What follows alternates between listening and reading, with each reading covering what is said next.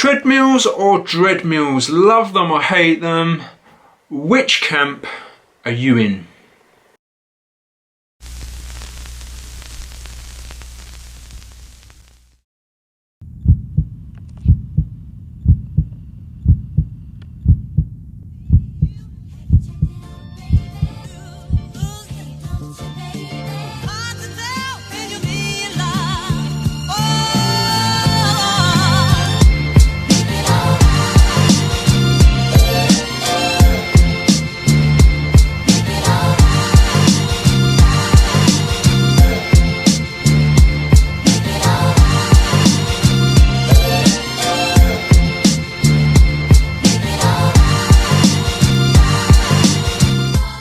So welcome everyone to another video on the Try to Be Iron channel. Today I thought I would cover a topic that I often hear people discussing, the treadmill or the dreadmill. How can we make treadmill running that little bit more interesting?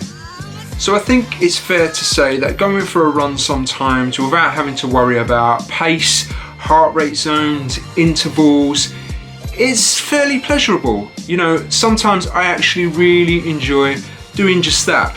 Would I do that on a treadmill? I'm not so sure I would. Now, one of those things about running is being outside, the fresh air, the weather, okay, when it's probably not raining and blowing a gale, and I think you know where I'm coming from there, but you just don't get those things on a treadmill, right? Now, if we go in with those kind of expectations and thoughts, it's never going to please us. So, what can we do, or how should we approach runs on a treadmill? These are my 5 top tips. Number 1 tip is to go with a purpose. Think about why you're doing this run. Think about what the purpose is and why the use of a treadmill. You wouldn't catch me doing a long run on a treadmill now. Even though it may be peeing down outside, I'd still go out and do it. But they're great for intervals. You know, think about speed work, hill work. Especially around here, I've got no hills, so this is great for doing hill work on. But they keep you honest. You know, if you set the belt to a particular speed, you're going to need to run at that speed unless you go flying off the back. Second tip, if you know your session, great. If not, write it down and stick it somewhere. This is great, particularly if you've got a lot of intervals in your workout. It's certainly hard to remember a lot of those, so putting your workout somewhere you can see it helps you to follow it and makes life a little bit easier as you're doing your workout. Tip 3.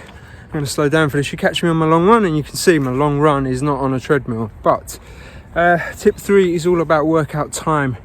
And if I were you, I would keep my workouts on a treadmill under an hour. And there is a good reason for that, because mentally it's pretty tough to do longer than an hour, I find. So most of my workouts are between 30 and 45 minutes. And when you have a workout on a treadmill and you're thinking about the pace and the intervals, you're not thinking about the time that you're on it. So it makes it go a lot quicker. My 4th tip, these babies, get yourself a run pod. Now Zwift do one, Garmin do them, but I find that they're really useful, particularly with treadmills, because most treadmills these days, and if you think about those gym ones which are heavily used, they're often not very well calibrated, and therefore the run pod allows you to track your run a little bit more accurately, especially if you've got a sports watch that it will connect to. So yeah, use a run pod on a treadmill. It will make the accuracy a little bit better. And just back from that long run, and tip 5, use other distractions. What do I mean by those? Well, get the music on, get it pumping, whatever you use, Spotify, Amazon Prime, sometimes I even put the radio on. Whatever it is, it doesn't matter. Some people use podcasts, another great idea. What about Zwift Run? I use Zwift Run when I'm on the treadmill as well.